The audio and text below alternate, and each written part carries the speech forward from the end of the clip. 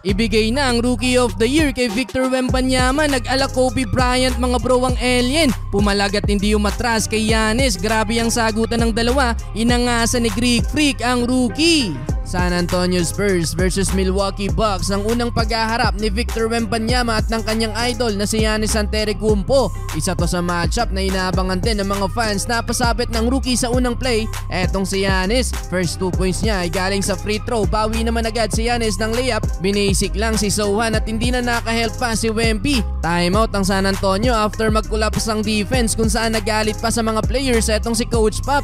11-0 run by the Milwaukee. Mainit si Chris Middleton na kumana ng 7 straight points. First field goal ni Wembanyama, spin move sabay hang time gamit ang offhand. Antetokounmpo tuloy ang pambubuli sa ilalim kontra kay Sohan. Hindi matapatan si Greek Freak. Pero etong undrafted player na si Dominic Barlow mga bro ang backup ni Wemby. Nabutata ang layup ni Giannis. Poster sana yan. Nabuta din niya ang tira ni Beauchamp. Lamang nga lang ng 7 points ang Milwaukee, 38-31. Second quarter, heto na, sagutan na ng slam dunk si Giannis at Wemby. Nauna tong pambubuli ni Giannis kay Sohan. Pinagpag lang si Rodman wannabe. Sunod na play, bawi si Wembanyama. Iwan si Antetokounmpo. Nagala Kobe move, alley-oop to self pa mga bro. Mautak ang rookie. Alam na hindi kaya idaan sa finger roll layup. Kaya binato na lang ang bola sa backboard. Naisahan doon si Giannis. Well, hindi lang sa opensa nagkasagutan ng dalawang players, kahit sa depensa mga bro.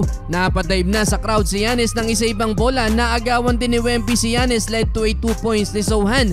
Butata din ang inabot ni Portis pero bumawi ng blanca etong si Giannis. Pahinga si Wemby under 8 minutes mga bro. Tamang nood siya kay Giannis habang pinaglalaruan ng depensa ng Spurs. Alley-oop dang 15 points sa first half si Antetokounmpo. 3 minutes na nung ibinalik si Wemby mga bro. Hindi napasahan ni Sohan sa ilalim pero dahil sa tangkad na putback dunk niya pa ang mintes na tira ni Sohan. Kahit napalibutan na namang players ng Milwaukee. 8 points si Wemby with 5 rebounds at 1 block. 64-59, lamang pa din ang Milwaukee. Entering the third quarter, umuulan ng highlights. Unang atake ni Giannis kontra sa depensa ni Wemby pero sumagot ng 5 straight points ang rookie mga bro. Nakipagbalyahan kay Brook Lopez. Binastos pa sa sunod na play si Damian Lillard behind the back. Pinosterize pa itong si Lopez and 1 dunk.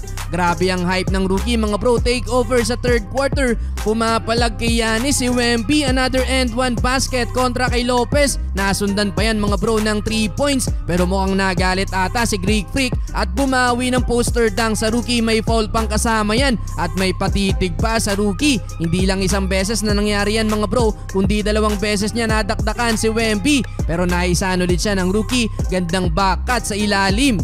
Well, hindi na binalik si Wemby nung inilabas under 7 minutes. Tinapos ang third quarter na may 21 points habang 30 points na para kay Giannis Antetokounmpo. Lakas pa mangasar sa kalaban, though tabla na ang laban dahil kay Devin Vassell na kumana sa dulo. Well, fourth quarter, dikdikan ng laban mga bro. Lumamang na din ang San Antonio. Highlight, kakasimula pa lang ng quarter. Kumakana na din sa crunch time si Damian Lillard, 3-pointer. Sagot ng driving layup si Wembanyama. Under 4 minutes mga bro, lumamang ng 5 points ang San Antonio. Dunk mula kay Devin Vassell. Yun nga lang, takeover na sa crunch time si Giannis at kumana ng 9 straight points sa Milwaukee and 1 basket kontra kay Wemby. Pasok pa ang dalawang 3 points, 121-118. Well, hindi na nakabawi ang San Antonio mga bro at sa dulo panalo pa din ng Milwaukee sa likod ng 40-point game ni Giannis. 24 points para kay Wemby.